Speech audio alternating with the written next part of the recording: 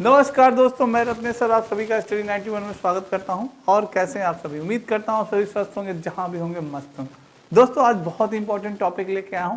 जैसा कि आप जानते हैं दोस्तों, आपके एग्जाम में हर बार यूपी से 1 या 2 क्वेश्चन हमेशा पूछा जाता है। बहुत इंपॉर्टेंट है दोस्तों, क्योंकि आप जानते हैं यूपी टेट है, तो यूपी से स्पेशल जरूर कुछ न कुछ पूछा जाएगा।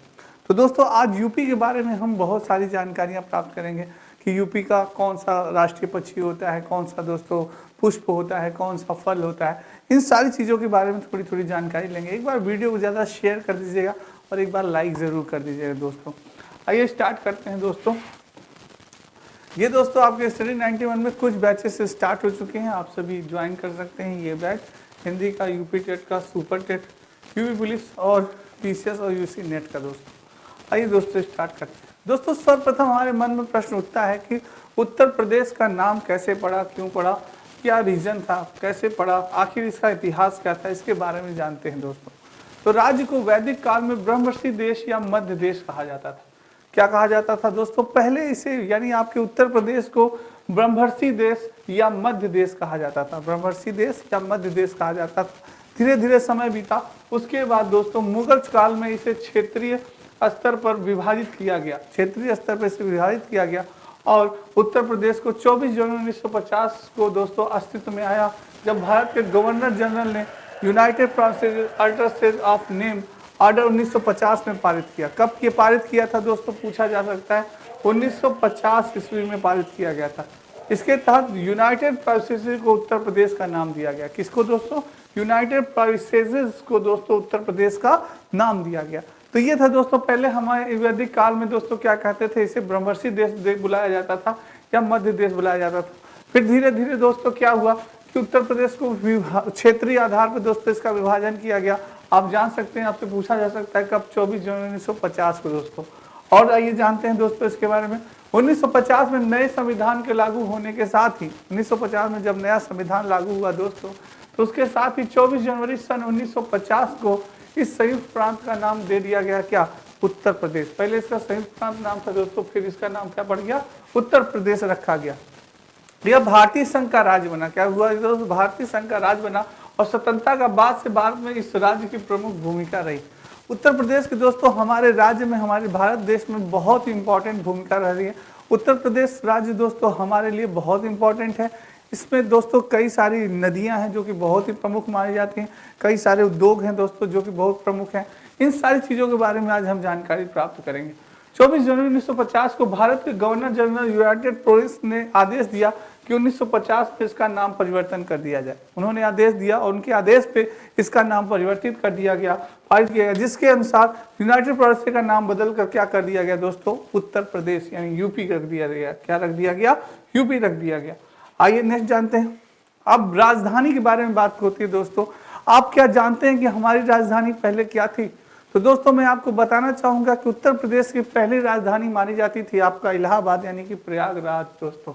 यानी कि 1836 में उत्तर प्रदेश की राजधानी क्या थी? पहले आगरा थी दोस्तों। सॉरी, पहले क्या थी? 1836 ईस्वी में हमारे उत्तर प्रदेश की राजधानी आगरा थी। उसके बाद दोस्तों 1858 में हमारे देश की राजधानी क्या पड़ी? इलाहाबाद, जो कि अभी क्या है? प्रयागराज। तो सोचिए, प्रयागराज पहले आगरा, उसके बाद प्रयागराज हमारे उत्तर प्रदेश की राजधानी थी। फिर दोस्तों परिवर्तन हुआ, संशोधन हुआ। 1921 में लखनऊ को आंशिक रूप से इसे बनाया गया दोस्तों। आंशिक रूप से लखनऊ को हमारे उत्तर प्रदेश की राजधानी बनाया गया। उसके बाद 1935 ईस्वी में 1935 में लखनऊ को दोस्तों पूर्ण रूप से उत्तर प्रदेश की राजधानी बना दिया गया। यानी 1935 में क्वेश्चन आपसे यहाँ से बन सकता है दोस्तों। आपसे क्वेश्चन ये पूछा जा सकता है कि लखनऊ से पूर्व हमारे देश की राजधानी क्या थी उत्तर प्रदेश की? तो लखनऊ से पूर्व हमारे उत्तर प्रदेश की राजधानी थी प्रयागराज दोस्तों। अगर आपसे पूछ ले प्रयागराज से पूर्व कौन थी, तो प्रथम राजधानी यह पूछ सकता है कि उत्तर प्रदेश की प्रथम राजधानी कौन सा राज्य माना जाता था? ऑप्शन दे दिया दोस्तों, इलाहाबाद, लखनऊ और आगरा, दिल्ली। तो क्या होगा? आगरा। पहले प्रथम राजधानी कौन सी थी? आगरा को माना जाता था दोस्तों।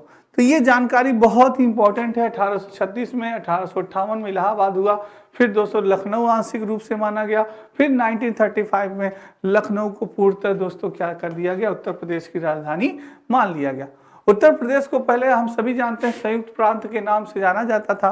उसके बाद के नाम से जाना जाता था। उत्तर प्रदेश के स्थापना दिवस दोस्तों 24 जनवरी 1950 को हम उत्तर प्रदेश का स्थापना दिवस मनाते हैं। ठीक है, 24 जनवरी को दोस्तों उत्तर प्रदेश के हम लोग स्थापना दिवस मनाते हैं। उत्तर प्रदेश कुछ हिस्से को अलग करके उसका उत्तराखंड का निर्माण किया गया। दोस्तों उत्तर प्रदेश से कुछ हिस्से अलग करके किसका निर्माण कर दिया गया, उत्तराखंड का निर्माण कर दिया गया। आपसे क्वेश्चन पूछा जा सकता है उत्तर प्रदेश दिवस कब मनाया जाता है, तो आप बता सकते हैं सर 24 जनवरी को उत्तर प्रदेश दिवस मनाया जाता है, 24 जनवरी 1950 को जब वो हुआ था। ठीक है, अब बात करते हैं दोस्तों उत्तर प्रदेश के मंडल। तो दोस्तों हम सभी जानते हैं कि उत्तर प्रदेश के 18 मंडल हैं। कितने मंडल हैं? 18 मंडल हैं। कौन कौन से हैं? सहारनपुर, मुरादाबाद, बरेली हो गया दोस्तों, लखनऊ, देवपाटन, बस्ती, गोरखपुर, मेरठ, अलीगढ़, आगरा, कानपुर, फैजाबाद, आजमगढ़, झांसी, चित्रकूट, इलाहाबाद, वाराणसी, मिर्जा। ये सारे दोस्तों हमारे उत्तर प्रदेश के 18 मंडल हैं जो कि अपने में बहुत सी उपयोगिता रखते हैं। सारे दोस्तों मंडल अपने में बहुत सारे उपयोगी हैं दोस्तों, हर जगह पे ये किसी न किसी रूप से प्रसिद्ध हैं दोस्तों। ठीक है, तो ये चीज़ है दोस्तों। आइए नेक्स्ट जानते हैं उत्तर प्रदेश का प्रतीक चिन्ह। दोस्तों बहुत पूछा जाता है उत्तर प्रदेश का प्रतीक चिन्ह।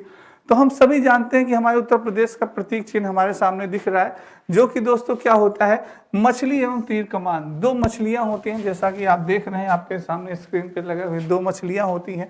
और राजकीय चिन्ह या सरकारी मोहर के प्रारूप में एक वृत्त में ऊपर धनुष होता है। ये दोस्तों धनुष होता है, भगवान श्री राम का धनुष के रूप में ये लिया गया था। वहां से श्री राम की दोस्तों ये माना जाता है, धनुष लिया गया। बीच में बहती हुई गंगा यमुना नदियां और नीचे दाएं बाएं दो मछलियां। ये दोस्तों ये गंगा यमुना बहती हुई ये धाराएं दिखाया गया है, ये गंगा यमुना की बहती हुई धाराएं दिखाई गई है। ये दोस्तों आपका इसे 1938 ईस्वी में, ये याद रखना बहुत जरूरी है, आपके एग्जाम में पूछा जा सकता है कि 1938 में इसको स्वीकृति मिली थी दोस्तों। क्या हुई थी? 1938 ईस्वी में इसको स्वीकृति मिली थी। ये आपसे पूछ सकता है कि इस प्रतीक चिन्ह में जो दो धाराएं हैं ये किसको दोस्तों इंगित करती हैं, तो आप बता सकते हैं ये गंगा यमुना नदी को इंगित करती हैं दोस्तों। तो ये बहुत ही इंपॉर्टेंट है सारी जानकारियां दोस्तों, एक एक पॉइंट बहुत इंपॉर्टेंट है, आपसे पूछा जा सकता है, स्क्रीनशॉट आप ले लीजिए दोस्तों, बहुत इंपॉर्टेंट है। ठीक है, आइए अब बात करते हैं दोस्तों उत्तर प्रदेश के राजकीय पुष्प की। तो दोस्तों जो उत्तर प्रदेश का राजकीय पुष्प होता है वो होता है पलाश। क्या होता है? पलाश। बहुत इंपॉर्टेंट होता है, बहुत ही अच्छा होता है, देखने में बहुत ही सुंदर लगता है दोस्तों। एक बार कभी आप देखे होंगे पलाश को तो आपका मन मुग्ध हो जाएगा कि वाह क्या प्रकृति की एक देन है। पलाश दोस्तों बहुत ही अच्छा लगता है। अब बात करते हैं राजकीय वृक्ष की। जो हमारा राजकीय वृक्ष होता है वो अशोक होता है दोस्तों। आपने अशोक के पेड़ देखे होंगे, बहुत ही सुंदर लगते हैं, अगर सही से उनको काट छाट दिया जाए तो इतनी अच्छा शोभा बढ़ाते हैं दोस्तों। अशोक की छाया दोस्तों बहुत ही शीतल मानी जाती है, तो बहुत ही इंपॉर्टेंट है दोस्तों। यानी इसलिए हमारे उत्तर प्रदेश का राष्ट्रीय वृक्ष क्या माना गया? अशोक माना गया। अब बात करते हैं उत्तर प्रदेश का राष्ट्रीय पक्षी दोस्तों सारस और क्रोच है दोस्तों। ये सारस आपने अभी देखा होगा दोस्तों, इस समय यूट्यूब पे छाया हुआ एक व्यक्ति है जिसके पास ये सारस मिला है, वो इसको छोड़ के कभी नहीं जाता। आपने देखा होगा, चर्चा का विषय इस समय बना हुआ है ये सारस दोस्तों। तो ये सारस और क्रोच दोस्तों यही हमारे उत्तर प्रदेश का क्या राजकीय पक्षी है दोस्तों। अब बात की जाती है उत्तर प्रदेश के राजकीय पशु की। तो बात की जाए दोस्तों तो उत्तर प्रदेश का राष्ट्रीय पशु क्या है? बारहसिंगा है। क्या है दोस्तों? 12 सींग वाला बारहसिंगा उत्तर प्रदेश का राजकीय पशु माना जाता है। तो दोस्तों ये है आपका, याद रखिएगा ये सारी जानकारियां अति महत्वपूर्ण है। राजकीय पुष्प पलाश, राजकीय वृक्ष अशोक, राजकीय पक्षी सारस या क्रोच, राजकीय पशु बारहसिंगा, ये सारी चीजें बहुत इंपॉर्टेंट है। स्क्रीनशॉट आप सभी ले सकते हैं, ले लीजिएगा। नेक्स्ट है दोस्तों उत्तर प्रदेश में पर्यटन की बात की जाए दोस्तों, आप सभी जानते हैं कि हमारे देश में हमारे आय का सबसे अच्छा स्रोत माना जाता है पर्यटन दोस्तों। जो बाहर से देश विदेश से लोग आते हैं यहाँ पे घूमने के लिए, इससे हमारी आर्थिक स्थिति बहुत अच्छी होती है, हमारे आय का स्रोत बढ़ता है दोस्तों। तो वो चीज़ है। तो हमारे आपको जानना बहुत ही आवश्यक है कि आखिर उत्तर प्रदेश में कैसे पर्यटन क्षेत्र हैं, कौन कौन से जहाँ पे घूमने लायक है। कभी आप भी जाइए दोस्तों, घूमिए। तो पर्यटन के रूप में देखा जाए तो सबसे पहले प्रेम का प्रतीक क्या? ताजमहल, जो कि उत्तर प्रदेश के सबसे प्रसिद्ध स्थलों में क्या है? एक है। कहाँ पे है? ये आगरा में है, आप सभी जानते हैं आगरा में है आपका ये ताजमहल दोस्तों, प्रेम का प्रतीक। नेक्स्ट है दोस्तों कृष्ण जन्मभूमि मथुरा। कभी समय मिले तो मथुरा जाइए, कृष्ण जन्मभूमि में दोस्तों ऐसा लगेगा कि आप वाकई में आपको दर्शन हुए भगवान श्री कृष्ण के। तो जब भी मौका मिले मथुरा घूम के जरूर आइए। और दोस्तों जामा मस्जिद हो गई, फतेहपुर सिकरी हो गई, ये भी बहुत इंपॉर्टेंट है। अकबर का मकबरा देखिए आगरा में, और रूमी दरवाज़ा लखनऊ में। दोस्तों जो रूमी दरवाज़ा है वो कहाँ पे, लखनऊ में है। ये सारी चीज़ें दोस्तों बहुत ही ऐतिहासिक चीज़ें, बहुत ही इंपॉर्टेंट है और बहुत ही मनोहर है, मनमोहक है। एक बार आप जाइए तो घूमिए जरूर अगर समय मिले आपको, ठीक है। नेक्स्ट है दोस्तों उत्तर प्रदेश की राजकीय मिठाई जलेबी। देख के आपके मुंह में पानी आ गया होगा कि अरे भाई जलेबी दही मिल जाए तो क्या बात है। तो दोस्तों हमारी उत्तर प्रदेश की राजकीय मिठाई क्या मानी जाती थी, हमारी उत्तर प्रदेश की राजकीय मिठाई जलेबी मानी जाती है। क्या मानी जाती है, जलेबी मानी जाती है, जिसको हर कोई खाना चाहता है और पूरे उत्तर प्रदेश में हर जगह मिलती है। ऐसा कहीं नहीं है दोस्तों कि कहाँ नहीं मिलेगी। दोस्तों गुड़ वाली जलेबी है, हमारे यहाँ 2 प्रकार की वैरायटी की जलेबी मिलती है, एक गुड़ वाली दोस्तों और एक होती है चीनी की होती है। एक किसकी होती है, एक चीनी की मिलती है दोस्तों, ये चीनी की है और ये गुड़ वाली पाई जाती है। दोस्तों दोनों यानी कि बहुत ही ज़्यादा स्वादिष्ट होती है। आपके मुंह में जरूर पानी आ गया होगा जलेबी देख के। तो ये चीज़ है दोस्तों, राष्ट्रीय वो होती है। उत्तर प्रदेश का प्रमुख भोजन दोस्तों की अगर बात की जाए कि उत्तर प्रदेश का प्रमुख भोजन क्या है, तो यूपी का एक मुख्य भोजन है जिसमें कि आम का अचार दोस्तों के साथ साथ सब्जी दाल रोटियां शामिल है। कचौड़ी की सब्जी उत्तर प्रदेश का एक लोकप्रिय नाश्ता है दोस्तों। सुबह सुबह उत्तर प्रदेश में बनारस में अगर आप चले जाइए, वहाँ कचौड़ी और सब्जी नाश्ता होता है दोस्तों, बहुत ही भावी नाश्ता, काफ़ी अच्छा आनंदित नाश्ता होता है। कभी आप जाएं उत्तर प्रदेश वहाँ बनारस दोस्तों तो खाइए आप कचौड़ी और वो सब्जियां दोस्तों, बहुत ही अच्छी लगती है। और जलेबी दही तो सुबह का नाश्ता सभी का यहाँ फेवरेट है ही है। और एक लोकप्रिय नाश्ता है शाही पनीर और ब्रेड भी दोस्तों। लोग शाही पनीर ब्रेड मट्ठा भी लोग सुबह लेते हैं दोस्तों, वो भी नाश्ते के रूप में। तो ये चीज़ें हैं सर। आज काफ़ी व्यंजन का वो हो रहा है, ठीक है, भूख बढ़ रही होगी आप लोगों की। चलिए, उत्तर प्रदेश देश का सबसे अधिक जिलों वाला प्रदेश माना जाता है। यानी आप जानते हैं कि अगर बात की जाए तो इस समय 75 जिले हैं हमारे उत्तर प्रदेश दोस्तों। उत्तर प्रदेश में कुल 403 विधानसभा सीटें हैं। जो सबसे अधिक विधानसभा सीटें हमारे 403 किसके हैं, उत्तर प्रदेश में ही मानी जाती हैं दोस्तों। कितनी है, 403। उत्तर प्रदेश में स्थित प्रयागराज उच्च न्यायालय एशिया का सबसे बड़ा उच्च न्यायालय है दोस्तों। अगर आपसे कोई पूछे कि एशिया का सबसे बड़ा उच्च न्यायालय कौन सा है, तो आप बताइएगा जी प्रयागराज को एशिया का सबसे बड़ा उच्च न्यायालय माना जाता है। जो कि प्रयागराज में स्थित जो उच्च न्यायालय है उसी को दोस्तों एशिया का सबसे बड़ा उच्च न्यायालय माना जाता है।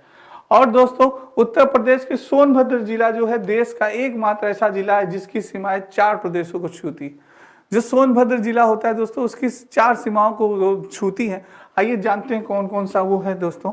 दोस्तों पंचायती 3 स्तरीय व्यवस्था लागू है। एक ग्राम पंचायत है दोस्तों, पंचायती स्तर में ग्राम पंचायत है, क्षेत्र पंचायत है और जिला पंचायत। ये पंचायत में 3 दोस्तों आपके स्तर आते हैं, ग्राम पंचायत, क्षेत्र पंचायत और जिला पंचायत।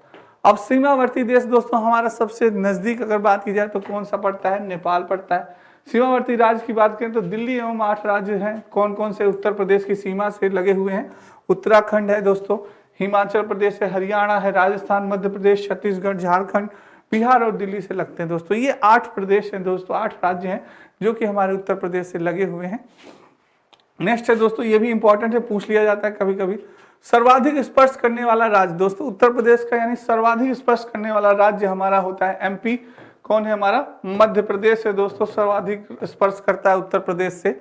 और उत्तर प्रदेश का न्यूनतम स्पर्श करने वाला राज्य हमेशा पूछा जाता है दोस्तों, कई बार एग्जाम में पूछा गया है कि न्यूनतम स्पर्श करने वाला राज्य कौन सा है, तो आप बता सकते हैं कि जो हिमाचल प्रदेश है ये न्यूनतम स्पर्श करने वाला राज्य है। सर्वाधिक राज्यों से स्पर्श करने वाला उत्तर प्रदेश का जिला मैंने अभी आपको बताया कि सोनभद्र है। 4 राज्यों से कौन कौन सा है, मध्य प्रदेश है, बिहार है, झारखंड है, छत्तीसगढ़। दोस्तों ये बहुत इंपॉर्टेंट है, आपसे स्क्रीनशॉट ले लीजिएगा। आपसे पूछ लेता है कि सोनभद्र से यानी कि सोनभद्र से कौन से राज्य यानी कि जुड़े हुए हैं या स्पर्श करते हैं, दे देगा। मध्य प्रदेश दे दिया, बिहार दे दिया, झारखंड, छत्तीसगढ़ किधर दोस्तों, हिमाचल प्रदेश दे दिया। तो इसी तरह से ऑप्शन दे देगा, बदल देगा एक स्टेट। तो आपको पहचानना है कि मध्य प्रदेश हो गया, झारखंड, छत्तीसगढ़ और बिहार दोस्तों, ये 4 राज्य हैं जो सोनभद्र राज्यों से जुड़े हुए हैं, ठीक है। नेक्स्ट है दोस्तों, ये आपकी अपनी हिंदी, आपकी अपनी हिंदी कुछ पुस्तकें हैं दोस्तों, अपनी हिंदी की वीडियो की, पेट कॉम्बो, पेट RO आप सभी ले सकते हैं।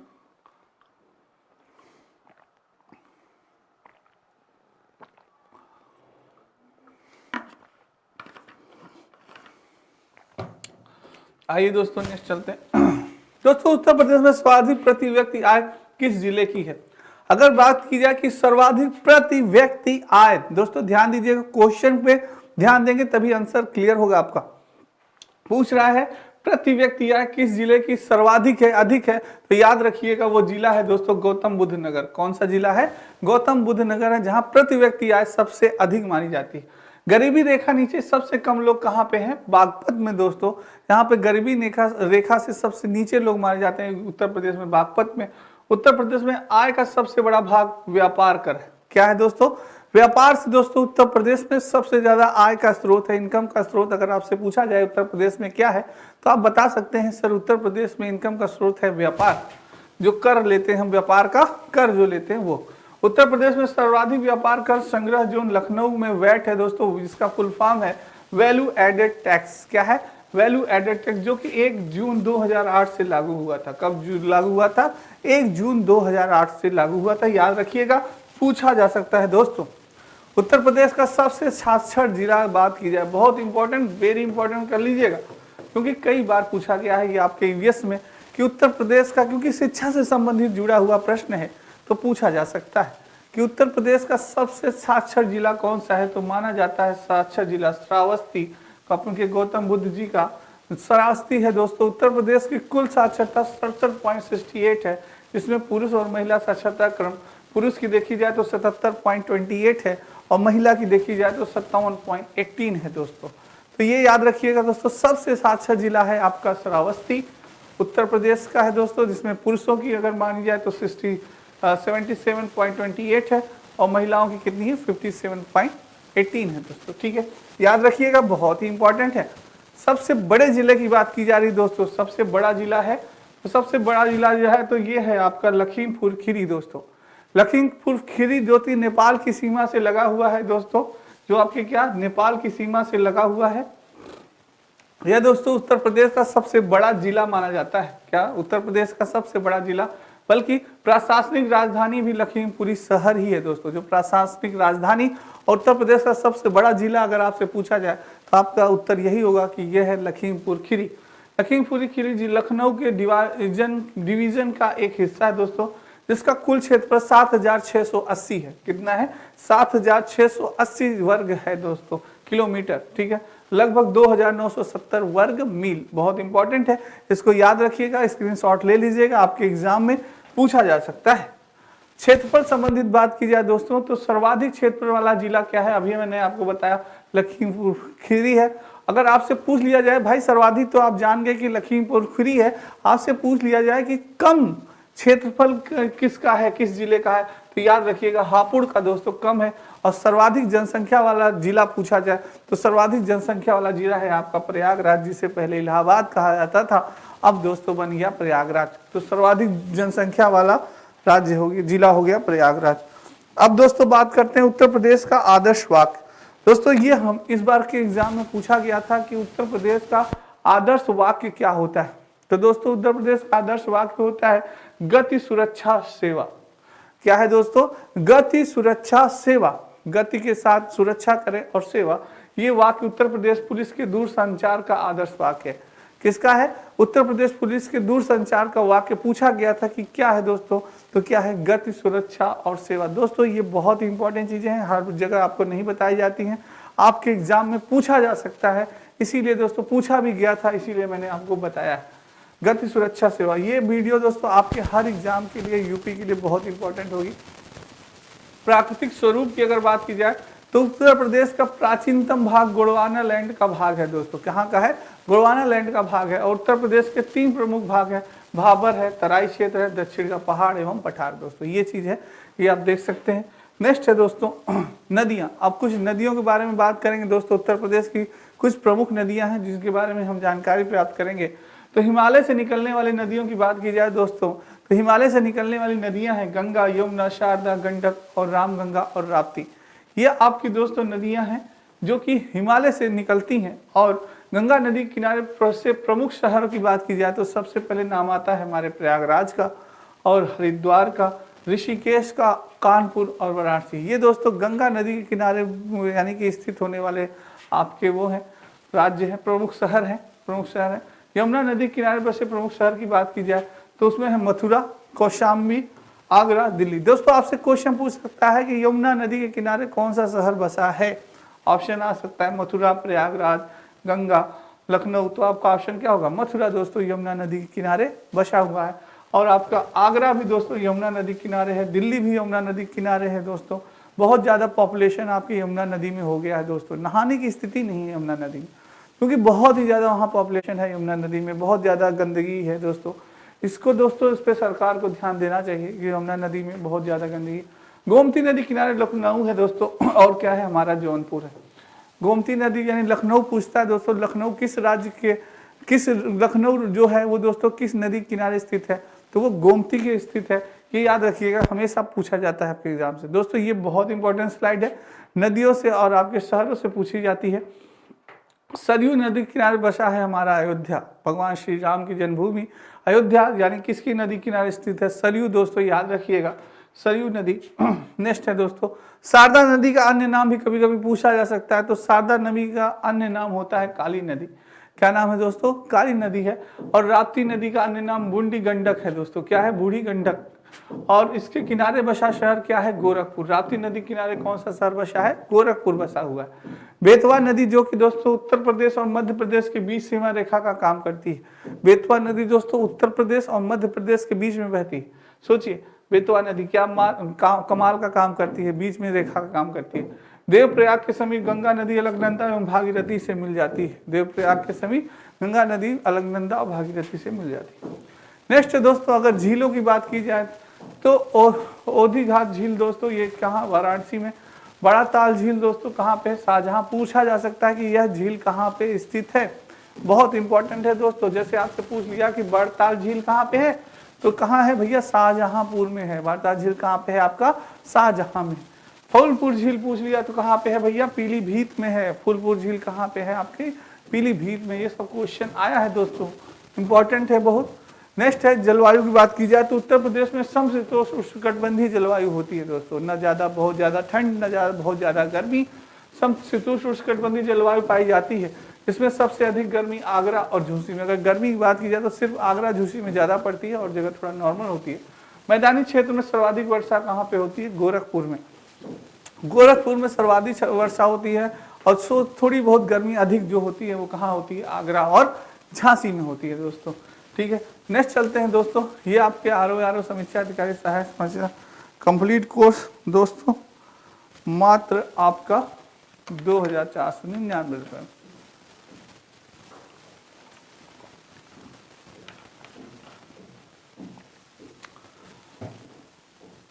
आइए दोस्तों नेक्स्ट चलते हैं। दोस्तों अब खनिज की बात की जाए कि उत्तर प्रदेश में कौन कौन से खनिज पाए जाते हैं, बहुत इंपॉर्टेंट है। तो खनिज के संदर्भ में अगर बात करें दोस्तों तो उत्तर प्रदेश में खनिज के संदर्भ में सर्वाधिक संपन्न जिला माना जाता है आपका मिर्जापुर। क्या होता है? मिर्जापुर दोस्तों सर्वाधिक खनिज के उसमें माना जाता है। मिर्जापुर बलुआ पत्थर और एम्बेस्टस पत्थर के लिए महत्वपूर्ण है दोस्तों। और ललितपुर जो है ये यूरेनियम और तांबा के लिए। सोनभद्र में हम सबसे अधिक पाते हैं चूना और कोयला। क्या पाते हैं दोस्तों? सोनभद्र में चूना कोयला का उत्पादन होता है। और अभ्रक उत्तर प्रदेश में कहीं भी नहीं पाया जाता दोस्तों, अभ्रक नहीं पाया जाता आपके यूपी में। ठीक है, बाकी दोस्तों मिर्जापुर में हम सबसे ज्यादा सर्वाधिक संपन्न जिला मानते हैं खनिज के रूप में। तो ये चीज है, तो वहां पे बलुआ पत्थर, इन्वेस्टर पत्थर, ये सारे दोस्तों चीजें हमें मिल जाती हैं। ठीक है, नेक्स्ट है दोस्तों प्रमुख औद्योगिक संस्थान की बात की जाए तो भारत इलेक्ट्रॉनिक लिमिटेड कहाँ पे है आपका? गाजियाबाद में दोस्तों। कहाँ पे है? भारत इलेक्ट्रॉनिक लिमिटेड कहाँ पे है? गाजियाबाद में है। और हिंदुस्तान एल्यूमिनियम कॉर्पोरेशन रेडूकोट में। कहाँ पे? मिर्जापुर में। ये दोस्तों आपसे पूछा जा सकता है कि बताइए हिंदुस्तान एल्यूमिनियम कॉर्पोरेट कहाँ पे है? तो याद रखिएगा रेडूकोट में है। कहाँ पे? ये रेडूकोट कहाँ पड़ता है आपका? मिर्जापुर में पड़ता है। ठीक है, अब प्रमुख उद्योग स्थान की बात की जाए जिससे दोस्तों ट्रांसफार्मर फैक्ट्री, सबसे अधिक ट्रांसफार्मर फैक्ट्री कहाँ पे ट्रांसफार्मर आपके बनाए जाते हैं? आपके मन में प्रश्न उठता होगा। तो ये दोस्तों होता है कहाँ पे? झांसी में। कहाँ पे है? झांसी में है। अगर बात की जाए इंडियन टेलीफोन इंडस्ट्री कहाँ पे है? तो रायबरेली में दोस्तों इंडियन फोन वो है। उर्वरक कारखाने की बात की जाए तो फूलपुर में दोस्तों, यानी प्रयागराज में। उर्वरक कारखाने आपके फूलपुर में है, यहीं प्रयागराज में। वहाँ पे उर्वरक कारखाने, उर्वरक उत्पादन होता है दोस्तों। और इलेक्ट्रिक प्लास्टिक सिटी मानी जाती है किसे? कानपुर में दोस्तों। चमड़ा उत्पादन भी दोस्तों कानपुर में बहुत अधिक होता है। चमड़ा उत्पादन, वहाँ के चमड़े से दोस्तों संबंधित चीज़ें वहाँ पे भी मिलती हैं थोड़ा बहुत। चिकन कपड़ा काम लखनऊ में दोस्तों। चीनी मिट्टी बर्तन चिन्हट यानी कहाँ? लखनऊ में। जो चीनी मिट्टी से बर्तन मिलते हैं आपको, कभी आपने देखा होगा, प्लेट हो गए, कप हो गए, काफ़ी अच्छे सुंदर, तो वो लखनऊ में ज़्यादा अच्छे मिलते हैं आपको। नेक्स्ट है दोस्तों, मिट्टी से बर्तन बने हुए बर्तन कहाँ पे मिलते हैं? खुर्जा में। कहाँ दोस्तों? खुर्जा में।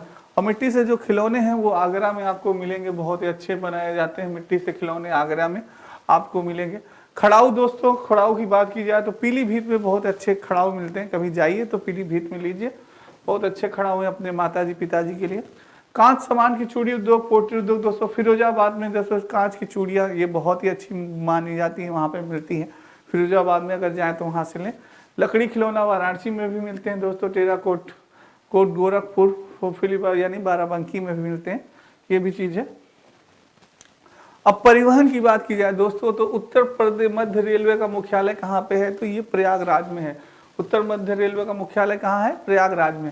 इंदिरा गांधी राष्ट्रीय उड़ान अकेडमी आपका कहाँ है? फुर्सतगंज, यहाँ रायबरेली में पड़ता है दोस्तों। जहाँ पे इंदिरा गांधी राष्ट्रीय उड़ान अकेडमी है आपका कहाँ पड़ता है? ये फुर्सतगंज रायबरेली में। और नागरिक उड्डयन प्रशिक्षण केंद्र कहाँ है? ये भी आपका दोस्तों प्रयागराज में ही है दोस्तों, ठीक है। याद रखिए ये सारी चीजें बहुत ही इंपॉर्टेंट है। अब दोस्तों शिक्षा से संबंधित शिक्षा एवं राष्ट्रीय शोध संस्थान, शिक्षा एवं राष्ट्रीय शोध संस्थान ये बहुत इंपॉर्टेंट है। आपके एग्जाम में कई बार प्रश्न पूछा गया, जैसे पूछा गया कि राजीव गांधी पेट्रोलियम प्रौद्योगिकी संस्थान कहाँ पे है? तो ये जायस में है दोस्तों। कहाँ पे है? जायस में है। आपसे पूछा गया कि भारतीय पशु चिकित्सा संस्थान कहाँ है? तो भारतीय चिकित्सा संस्थान दोस्तों बरेली में है। भारतीय पशु चिकित्सा संस्थान कहाँ पे है? बरेली में है। आपसे पूछा गया नॉलेज पार्क कहाँ है? तो ग्रेटर नोएडा में है। भारतीय साग सब्जी संस्थान वाराणसी बनारस में। और बायोटेक्नोलॉजी पार्क दोस्तों आपका कहाँ पे है? लखनऊ में है। ये सारी चीजें बहुत इंपॉर्टेंट है, याद रखिए। अब बात की जाए शास्त्रीय नृत्य की दोस्तों, तो शास्त्रीय नृत्य में हम सभी जानते हैं कि कथक शैली का जन्म हमारे उत्तर प्रदेश में ही हुआ था। कहाँ से हुआ था? उत्तर प्रदेश में ही हुआ था कथक। और कथक का सर्व प्रमुख केंद्र कहाँ है? लखनऊ में माना जाता है। किसको माना जाता है? लखनऊ में दोस्तों। और कथक का प्रमुख उद्यान किसे माना जाता है? ठाकुर प्रसाद और दीन को दोस्तों।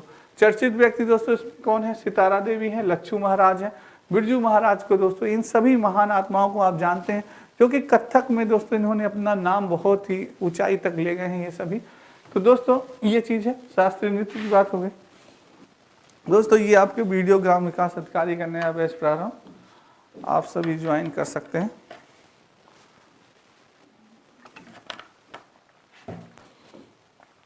अब नृत्य की बात की जाए उत्तर प्रदेश में दोस्तों, नौटंकी आप जानते होंगे। नौटंकी आपने देखा भी होगा, गांव देश में दोस्तों बहुत नौटंकी होती है।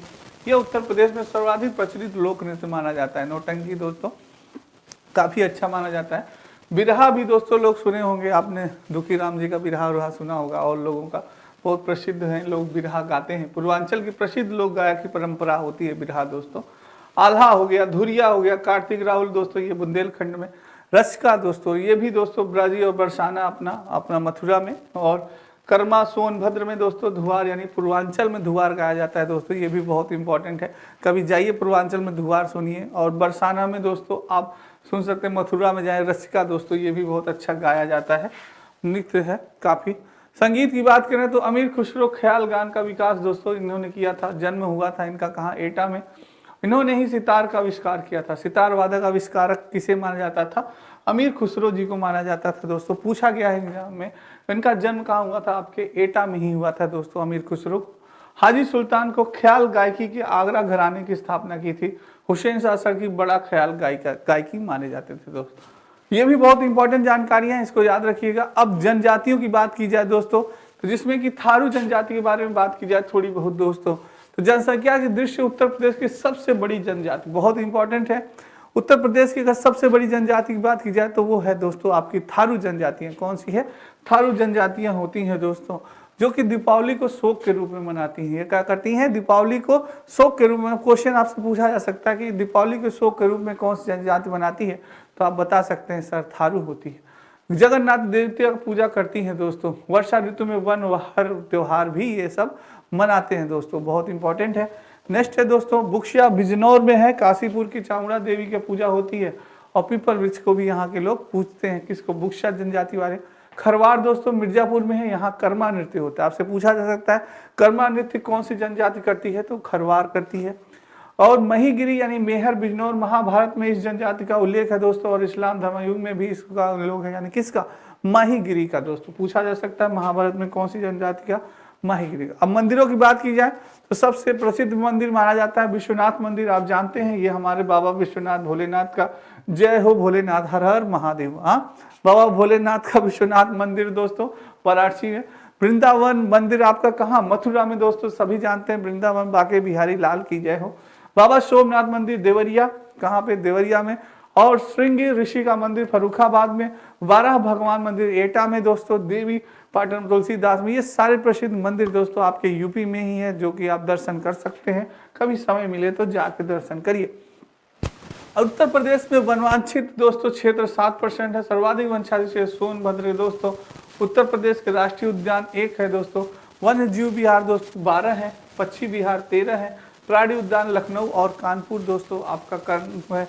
और घड़ियाल संरक्षण दोस्तों कुर्तिया लखनऊ और काटियान बहराइच है। ये चीज़ें हैं दोस्तों, काफ़ी चीज़ें हैं आपको घूमने लायक, आप आके यूपी में घूम सकते हैं। तो ये दोस्तों आपके नितिन सर के द्वारा लिखी गई सारी पुस्तकें हैं, बहुत ही इंपॉर्टेंट है, आप सभी ये सभी ले सकते हैं।